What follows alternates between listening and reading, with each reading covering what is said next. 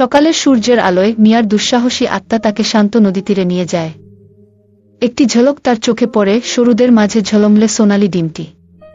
ডিমটি ফেটে যায় এবং একটি ক্ষুদ্র ড্রাগন বের হয়।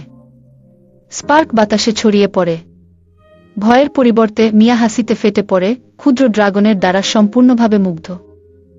উৎসাহী ড্রাগনটি বেরি গ্রহণ করে। মিয়া আরামদায়ক কুটিরের কাছে পায়লায়, তার পকেটে ক্ষুদ্র ড্রাগন রয়েছে।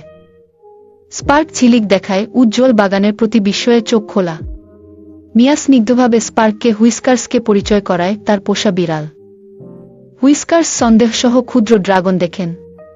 মিয়া, স্পার্ক, হুইস্কার্স মিলিত হয়ে আদর্শ বাগানে শান্তি তৈরি করে। রাতের নীরবতায় মিয়া শান্তভাবে তার বিছানায় বিশ্রাম নিচ্ছে। তার নিঃশ্বাস শান্ত কক্ষে বিছানার পায়ের নিচে কোমল ফিসফিস করছে। স্পার্ক তার নিবেদিত কুকুর রক্ষী নীরব পাহারা রাখে।